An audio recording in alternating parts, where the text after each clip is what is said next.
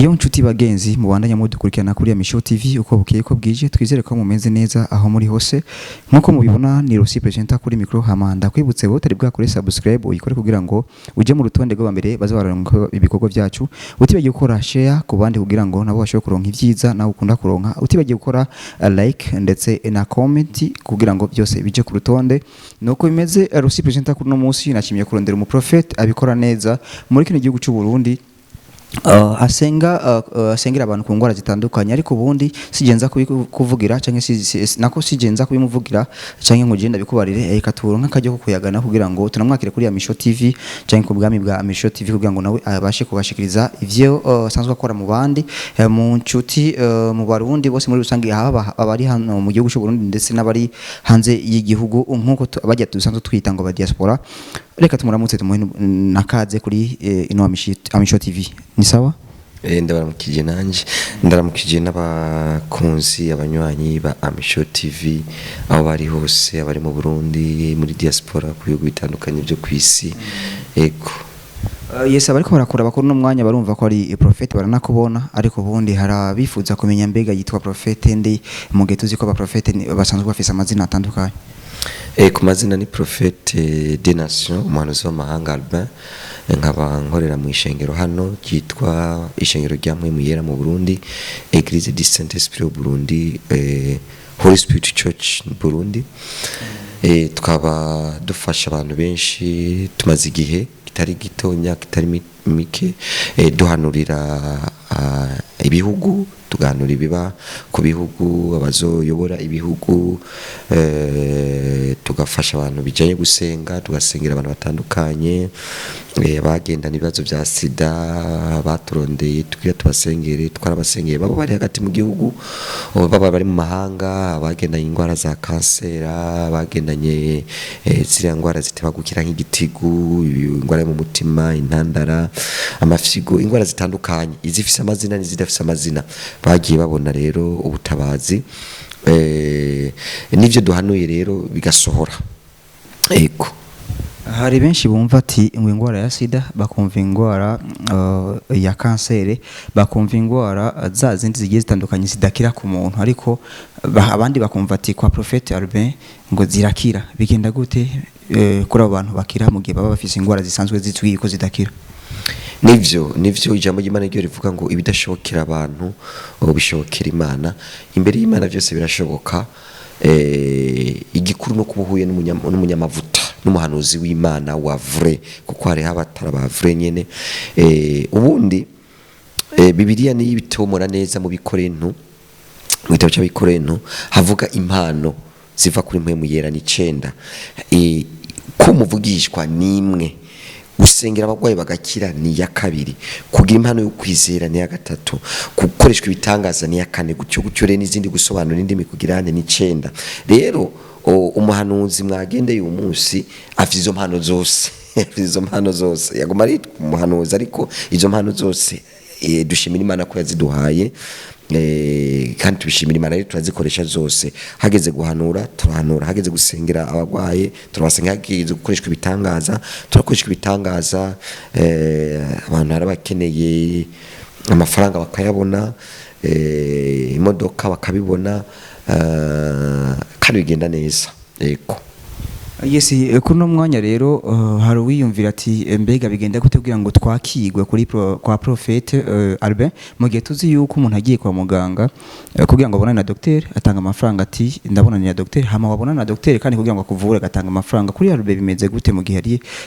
intumwa twavuga ko ari intumwa y'Imana uza gukora ivyo amavuta wahawe muvugisho w'Imana ukora ibintu bivanye n'amavuta wasizwe n'Imana uwe bigenda gute kugira ngo bumve ko kumuriho bahari gutandukana hagati y'abaganga kwa muganga canke na Prophet murakoze nivyo nariko ndigisha muze mushitse musanga meje kwigisha no guhanura nababari abantu ti mu buzima ubwiza guca mu kibazo bacita baka mu kiya ca baka ni kibazo none nababagira ati kugira ushike muri beraka canke baraka canke beraki n'umugisha no kuba waciye muri ico kibazo.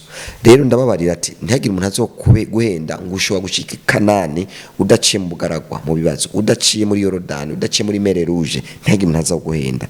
Ni nko umuntu atashobora kuguhenda ngo dufite amasezerano yo kuramba uzagenda mu ijuru ngugurutse, ntabwo bikunda. Nuko umubiri uzomanza ukagira ugaca ku mpanda canke aho bazokugira mu rugo hamukabona kugenda. Izo nizo principe ayo namahame. Rero nico nimba ari kiyaya urimo, nimba ari kibazo urimo runaka, nkunze gutanga kararo ka Hana yarakeneye umwana, yarakeneye yanka kuba umubikira, kuba umumasere, avuga asenga Imana atanga n'ishikanwa ati Imana no mu mwana w'umuhungu we yisabira umwe nzomuguha azomuvugishwa wawe, atanga ishikanwa agira umuhigo.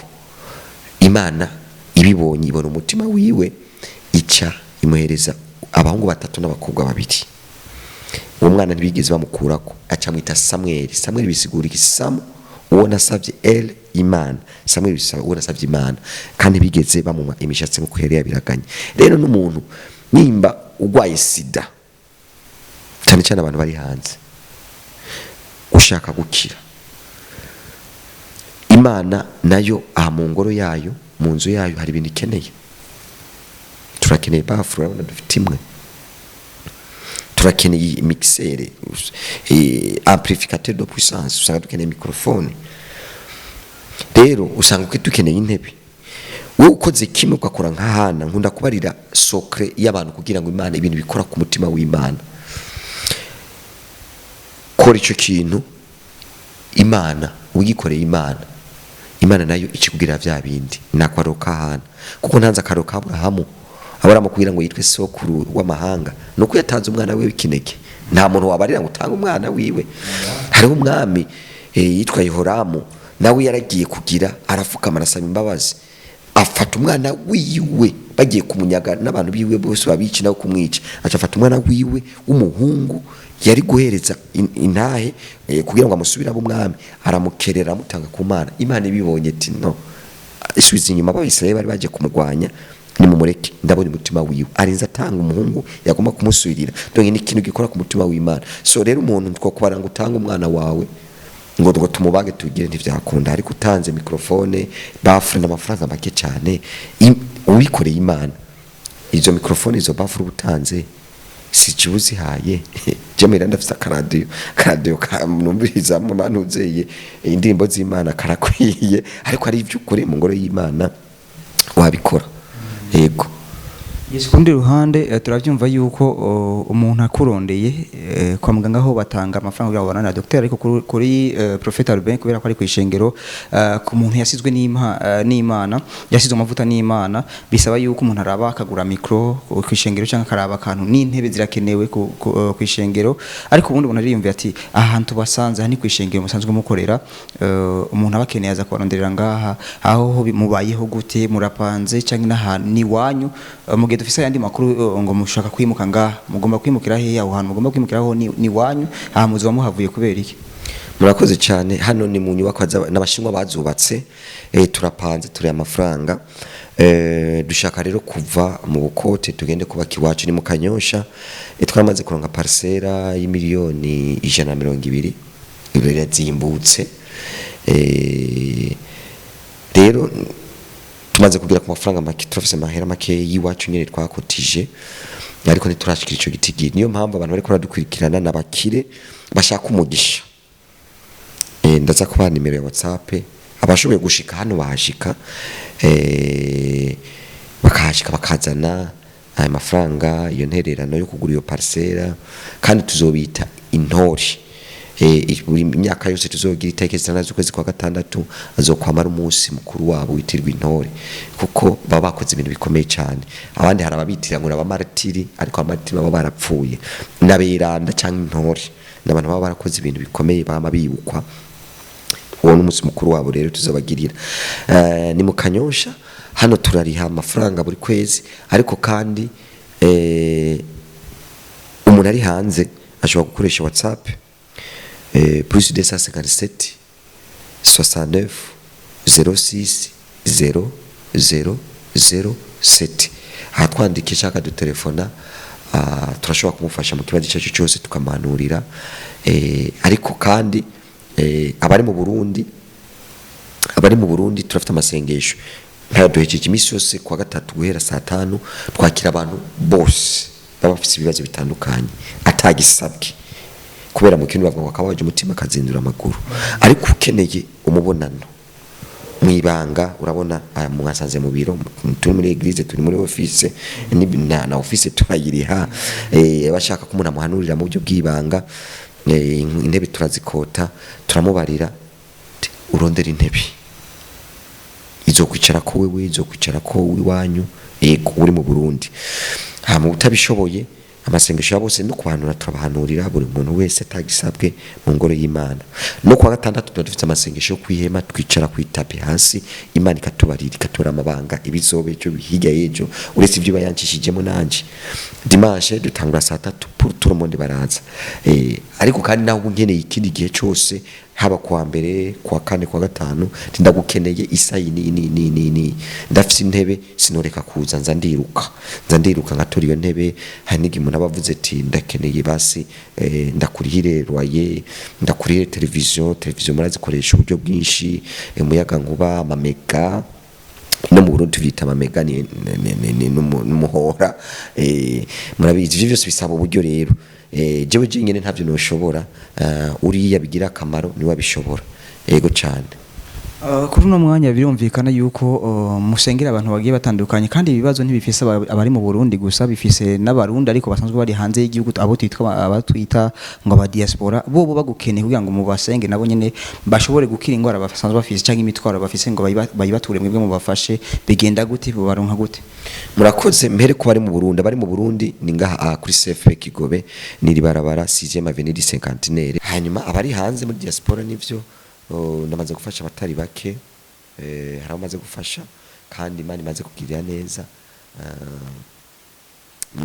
ntanga numero WhatsApp ni +257 69 06 0007 hama bakadutelefona katwandikira katwarira ikibazo ariko cyane nataki n'abafise turamufasha ariko nkunze kubarira abantu bakita moto pass ibanga ririmo rituma ukoze ku Mana ubwo nyene Imana ikikwishura ubwo nyene igakikoraho nyene express nuko wiyumvira ati jefise ikibazo runaka na Imana urumva erega ivyo undi mvuze n'ivyo Imana ikeneye nayo ikeneye microphone ikeneye bafre ikeneye amplificateur ikeneye n'amabati ikeneye na are imwe cyangwa zibi cyangwa zitatu we wokora ugafasha kandi rega nivyo uhereza Imana niyo yabiguhaye reka none kuko se tuvuga turi gusa nta kintu tuzana ayo mafaranga ayo mazu ibyo tuba dufite kandi ndakunda bene wacu b'abayisilamu n'abantu beza cyane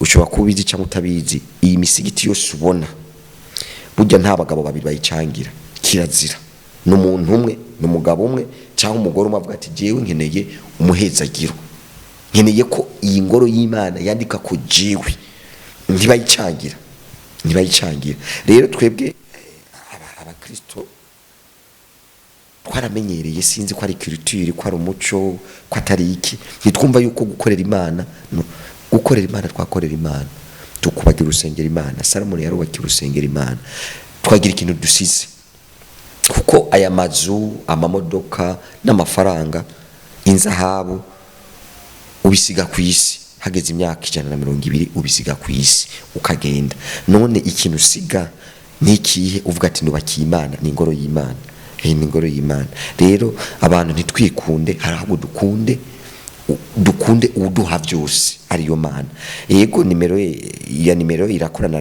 nimikashi irakora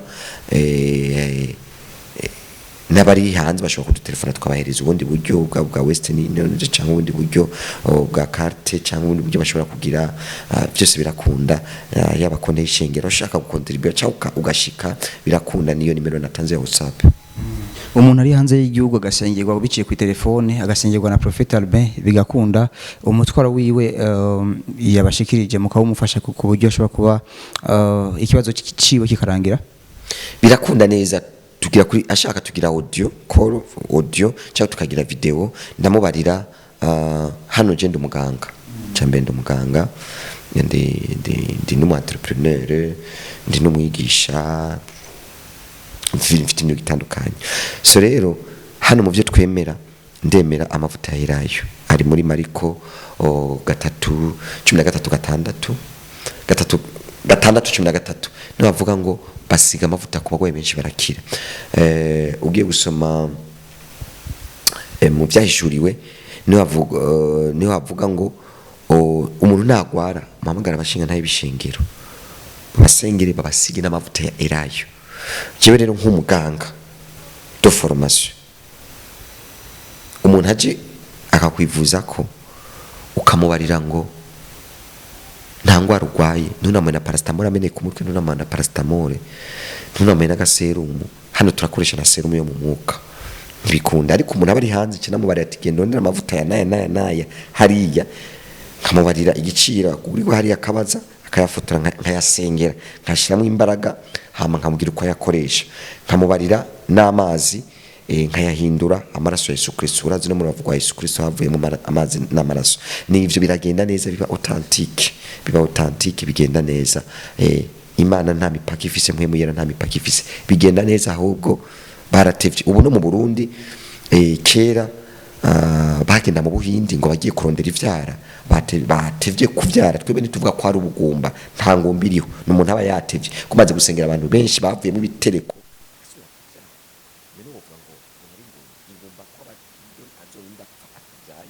Batevye kuvyara bije amahano dukoresha tukabasengera abaje batevye gusaba Imana, bakobwa baje batevye mariage, baje batevye ibibazo n'Imana ni tic-tac. Donc ugena yiri umuhanuzi yasizwe w'amahanga ubuzima bwa burahinduka. Amos 3:7 nabishobora gushikira umwana w'umuntu takwiriye akabanga umuvugishwa n'ikintu umesha bakora kwa makuru y'ijuru. Akora makuru y'ijuru biragenda neza, akakora ati blockage byagenda kumuka nkamusengera bikagenda kamerwa neza. Ariko itandukaniro riri hagati ya pasteur ndetse na reverend pasteur ndetse na apotre na prophète niri. Murakoze cyane, cyo ikibazo cyiza. Pasteur ni umungeri, prophète ni umuvugishwa, apotre ni intumwa Paul, intumwa Paulo n'izindi ntumwa. Revera, uvuze revera n'umukuru, revera pasiteri no, revera pasiteri ni mukuru wa pasiteri. Ari nk'aba pasiteri batanu habwizwa kuva mu mukuru mu bapasitori, acha yitwa revera pasiteri n'umukuru wa pasiteri, afite ashoboye kuyobora abandi ba pasiteri. Hariho na revera profete, hariho na revera profete, umva umukuru w'abandi ba profete. Nimba muri organisation ufite profete bangahe canke profete majeur, mu cyongereza cyamwita profete major, majeur urumva mukuru. Hari n'abavuga bakoresha terminology senior, urumva bari mukuru. Uriye kuvuga revera pasteur bacagira pastor senior, muto bacamwita junior, abandi babita junior.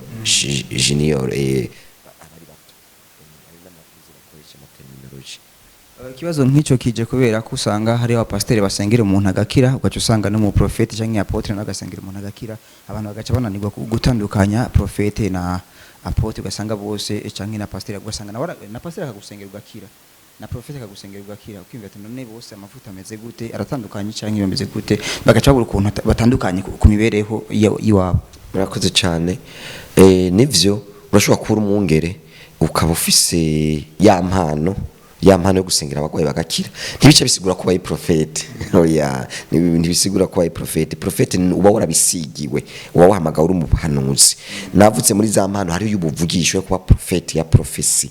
Ariko muri ziriya mpano 9 jewe turiko turavugana, Imana inagira ubuntu irazima zose, ndazikoresha zose, gusengera abagwayi bagakira no kumungere. Ndafite impano yo kumungere, ndafite hano abungere nje nabahezagiye. Urabahezagira nabi ntumwa nzoba urabahezagira kubera ufite amavuta.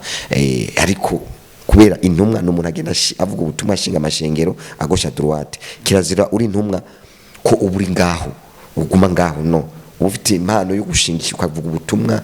Ariko urwanura hanura ariko ntaba ari ntuze yiwawe profession, ntaba ari ntuze yiwawe karite yiwawe ko no buri umuhanuzi ego.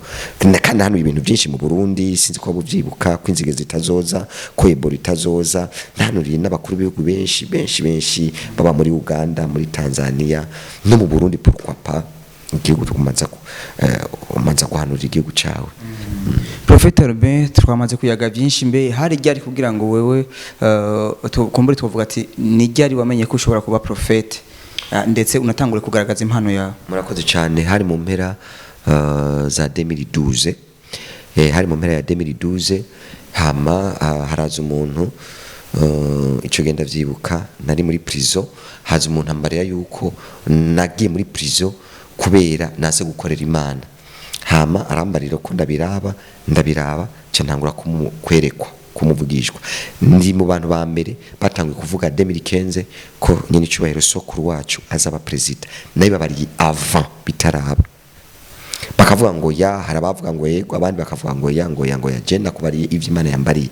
Ndababarira byinshi uzo mukuru n'amanke amateka ko ari ico gihe ndamuvuga n'abandi abantu bagatangara ngo none we uri heti mvuga ici Imana yambari. Imana ikambara ati naka bongeye kumugira mariage nkakubati nzogira mariage. Ariko iyo mpano nabona kwidakwiye yo kwerekwa yo guhishurirwa gusa kuvuga nabona kwidakwiye. Ndasaba Imana ati Imana jewe ndi muganga nabaza abantu benshi nakira abantu benshi kandi mfite amaboko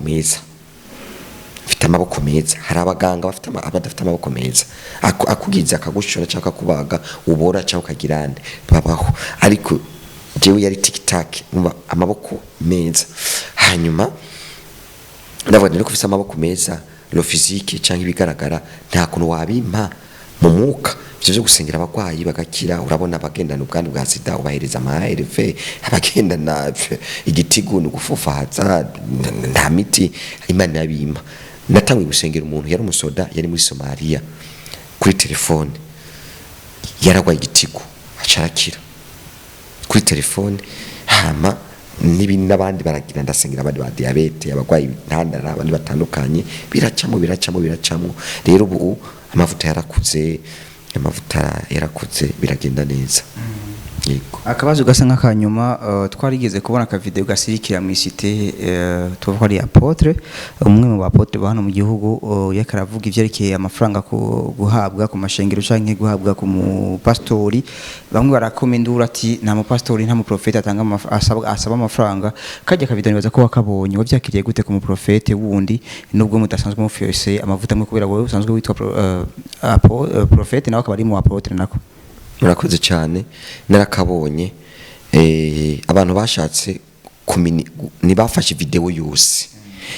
Kiya gihe d'abord ntiyabivugiye mu rusengero, jenda mboni tuzinanye mugabo ndamuzi n'umugwiza atunga n'umilliardaire, so naje nifuza kuza mu miliyarderi biraryoshe, ndamwubaha n'umiliyarderi yari ko aratanga inyigisho zijanye na finance. Kandi wumvirije ntaye yiwe kuba umiliyarderi nta n'imyaka byatanguye 2015-2016.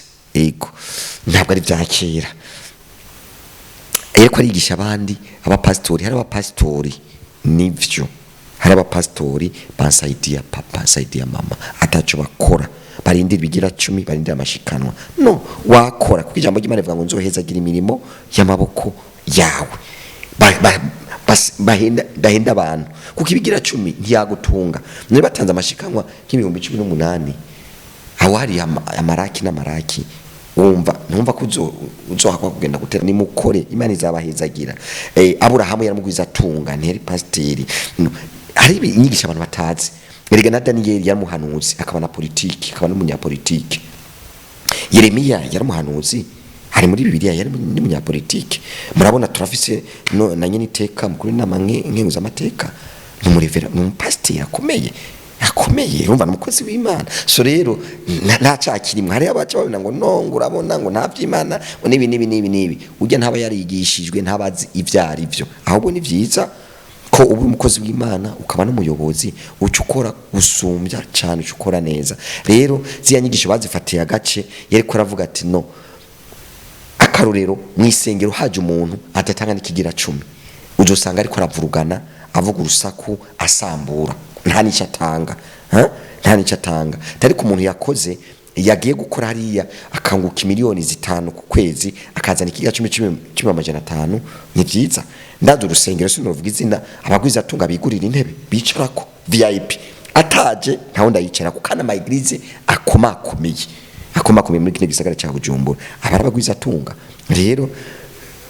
abari ibintu byiza ego kijya kiba abantu batawe kutariko no mukire no mugwiza atunga no merdere amavuta yiwe ndayemera ne kwandusha atameme kuri konti usanga nyene bimeze kuriya wareka kuvyemera gute ikibazo cy'abarundi nico ntibemerana jewe ngiye mu ndege nkabona umupilote ariko aranyonga ndafukama ati no kuri mana yaraguhezagiye kuko ntavyo shoboye sinzi kunyonga sinzi kunyonga rero ingwana y'abarundi nivyo numukire no mu milliardaire yari ko arigisha abantu kugira bogira finance bo kwiteza imbere bakava mu bukene bagakurikira twese nibyo turimo hajya rya jambo nyene cyubaye mukuru w'igihugu yavuze n'umuhanuzi na wenyine hajya president n'umuhanuzi aserukira Imana hano yavuze ngo umunwa wose uronke icujya ishutamira n'umufuko uronka kanoti ushiramo apana kanoti kamwe amanoti ushiramo none wabishika gute tubigisha hano rero la difference y'ahandi tubigisha ibintu byo mu byo butatu esprit ame corps ibintu byo trois dimensions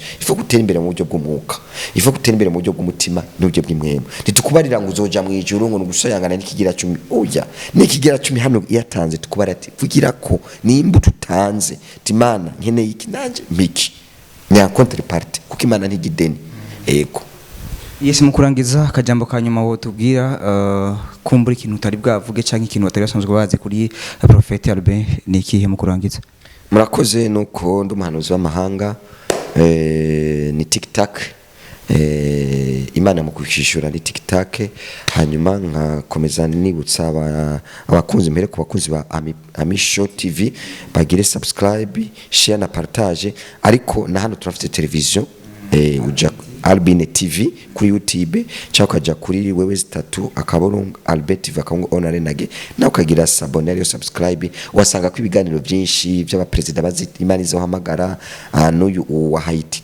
twamuvuze n'abandi n'ibindi bitangaje amabanga menshi byose bisanga ko wibuka kugira partage na nimero nasho kuyibibutsa mu kirundi ni guteranya 257 69 ubusa 6 ubusa 7 Yes nuko reka tubashimire kuba mwamfasha kanya kanyu muradukurikirana kuva ku ntango y'ikiganiro gushaka kuri no mwanya turangirije kw'ikiganiro hama yari Rusi presenter kuri micro iyi ni Amisho TV hama nkuko tubandanye tubabwira no kubahimiriza canke tubibutsa wowe utari bwakore subscribe uyikore kugira ngo uje mu rutonde rw'abambere baza bararunga ibikorwa byacu uko bukiko bwije hama ntibibage gukora share ku nshuti n'abagenzi kugira ngo nabo nyine bashobore kuronka ivyiza ukunda kuronka hama kandi utibagiye gukora like ndetse na comment ku vyizo wabonye hama dusubye guhura kuko ikiganiro gikurikira nuko bimeze bye bye urashaka makuru mashasha meza kandi agezweho fyunda subscribe kuri Amisho TV amasanamu meza akoze ku binga budasanzwe L trending iriho ku bwanyu barindi nifuza indirimbo zikoze ku binga bwa none good mixing and mastering Ghana Key Records RTB with the key to success.